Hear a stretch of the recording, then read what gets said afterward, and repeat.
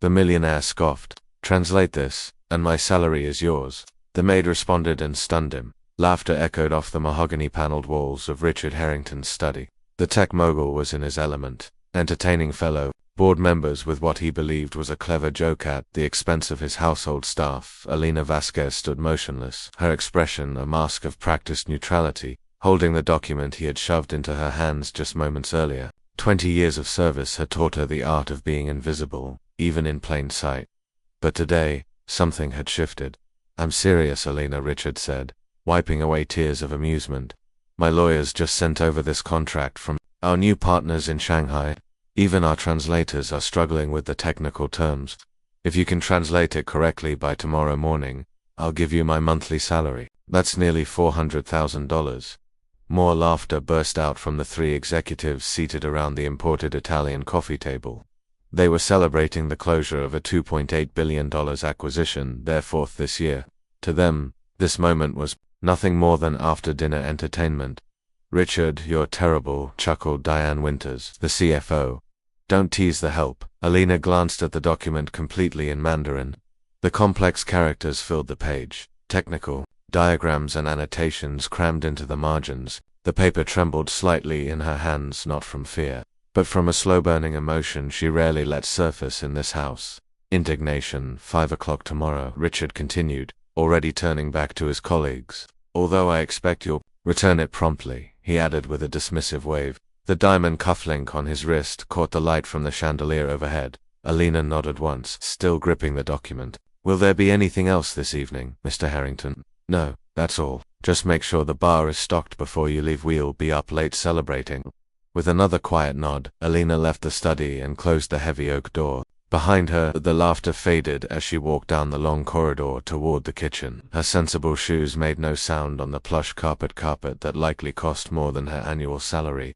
In the quiet sanctuary of the kitchen, Elena laid the document on the marble countertop and stared at it. She had worked for the Harrington family since arriving in America 2 decades ago.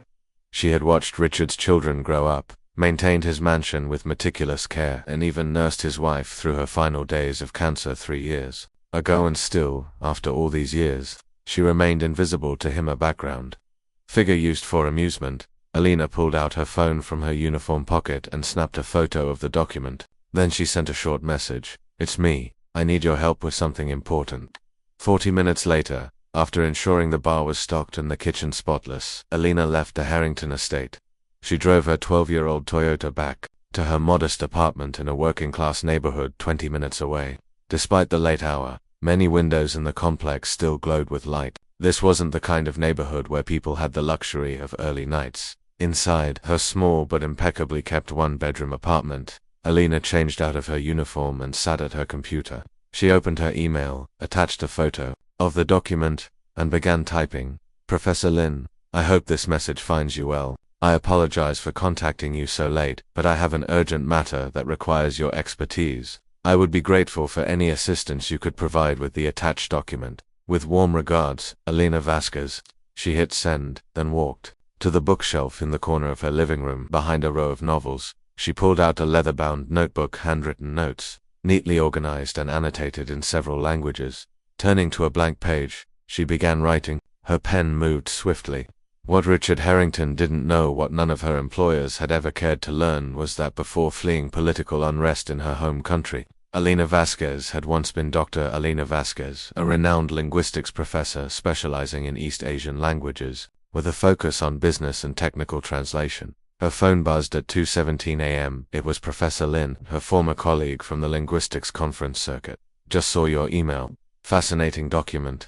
It's a technical partnership agreement for quantum computing hardware. The terminology is highly specialized. Need help with anything specific?" "Happy to discuss," Elena smiled. After fleeing her homeland, she had deliberately vanished into anonymity, finding safety in being unseen. The academic world believed she had died during the purges. Only Professor Lin knew the truth. He had recognized her 5 years ago at a charity event where she was serving drinks. He had kept her secret ever since, understanding her need for silence. "Thank you," she replied. "Any technical terms I might have trouble with would be appreciated. I'll handle the rest." She worked through the night, her rusty translation skills sharpening with each character she decoded. The document was dense, detailing proprietary technology that could revolutionize data encryption.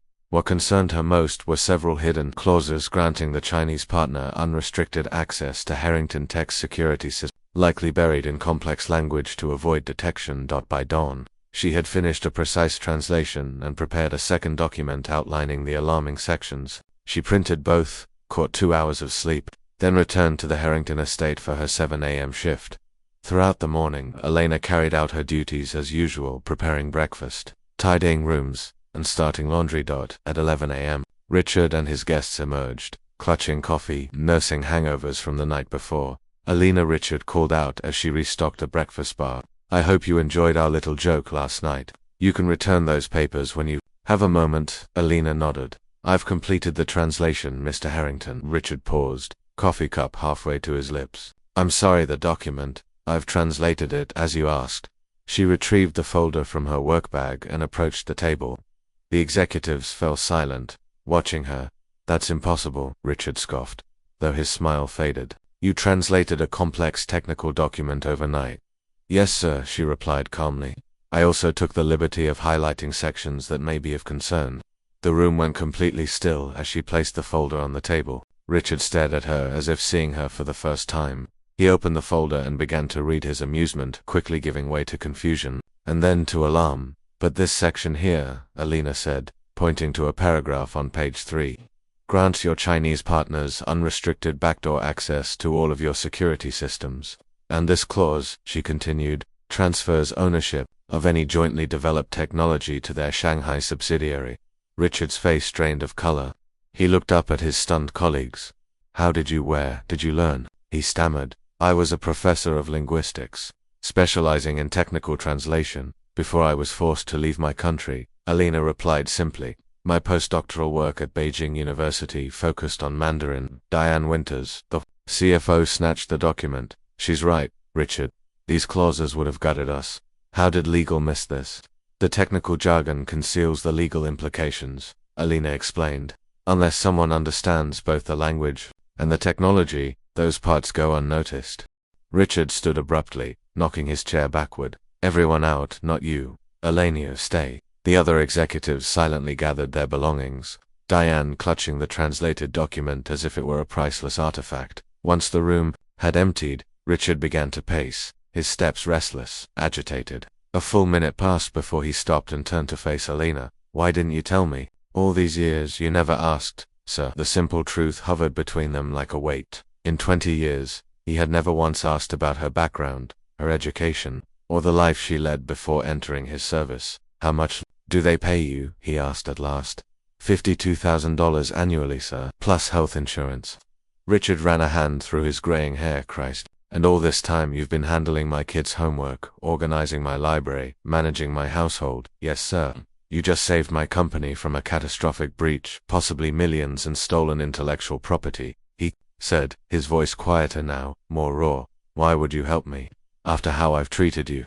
Elena stood still, her hands folded neatly in front of her uniform. The question lingered, unspoken but potent. Why would she help a man who had mocked her so easily? I work here, she said finally. What happens to this company affects everyone who depends on it, including me. Richard slowly sank into his chair, staring at Elena with a look that was no longer smug, but searching. 20 years, he murmured. 20 years you've worked in my home, raised my children, cared for my dying wife, and I treated you like furniture. He winced at his own words. I don't even know where you're from. Venezuela, Elena replied. I taught at the Central University in Caracas before the regime changed. When they began imprisoning academics, I fled with only what I could carry. Richard nodded slowly. And your credentials wouldn't transfer here. My documentation was left behind. Starting over would have meant years of expensive recertification. I needed work immediately. She paused. Your first wife hired me. She was kind. The mention of his late wife softened Richard's features. Margaret had better judgment than I ever did, he said quietly. He drummed his fingers on the table, then added, that salary I promised last night, that was cruel. It was a joke, Elena said. I understood. No. He shook his head. It was more than that. It was a power play. A way to remind everyone in the room of their place and yours. He looked away, shame lining his expression. I became exactly the kind of man I promised myself I'd never be. Elena remained silent. This was his reckoning, not hers to interrupt. Then, suddenly, Richard stood again. A deal's a deal. $400,000, Mr. Harrington, that's not necessary. It's Richard. Please, he said firmly. And yes, it is necessary. He walked to his desk and unlocked a drawer. This isn't just about the translation. You saved my company from a breach that could have cost billions. Our security team's going to have to run a full audit, but your work may have just prevented a disaster. He returned with his checkbook and sat down. I'm writing this now before my ego convinces me not to. Elena watched him carefully as he filled out the check. Her thoughts raced. That amount of money could send her nephew to medical school. It could support her sister's struggling family back home. It could fund her own retirement finally. Richard tore the check from the pad and handed it to her. I'd like to offer you a different position, he said. Our international division needs someone with your expertise. The salary will match your qualifications. Benefits, too. Elena looked at the check, then at Richard. I've stayed invisible for 20 years. For a reason, she said softly. My family back home is still at risk. Understanding passed over Richard's face. A private contractor role then. No public profile. You'd work directly with our legal team on global contracts. We can structure the arrangement however you need it. Elena considered his offer. I'd need certain guarantees. Name them. Anonymity, flexible hours. She paused, then added firmly, equal treatment, and no more jokes at the expense of your staff. Richard flushed, but nodded. You have my word, and I understand. Trust will take time. Elena folded the check carefully and slipped it into her pocket. I should finish my duties for the day. Of course, Richard said, stepping aside. Then, after a breath, he added, Elena, I'm sorry, truly. She acknowledged his apology with a small nod and turned to leave. 3 months later, Elena sat in a private office on the top floor of Harrington Tower. Her desk housed a state-of-the-art computer system and reference materials in 7 languages. She had just completed a review of a joint venture agreement with a Brazilian tech firm, identifying 3 critical contract vulnerabilities the legal team had missed. A knock came at the door. Richard entered, holding 2 coffee cups. He placed one gently on her desk, made exactly how she liked it. The Singapore deal is moving forward thanks to your revisions, he said, taking a seat. The board was impressed. Elena accepted the coffee with a faint smile. She still lived in her modest apartment, kept a low profile, and avoided the spotlight, but her life had changed in ways she never imagined. I have something for you, Richard said, placing a small package on her desk. Open it when you have a moment. After he left, Elena unwrapped the package. Inside was a new nameplate for her office door. It read, Dr. Elena Vasquez, Director of International Linguistics and Cultural Affairs. Beneath it lay a handwritten note. Your choice whether to use this. Either way, you are seen now. Elena gently ran her fingers across the engraved letters of the title she hadn't used in 2 decades. 20 years of invisibility, ended by a challenge and a translation. She placed the nameplate in her drawer, quite ready to put it on display. But now, at last, the choice was hers.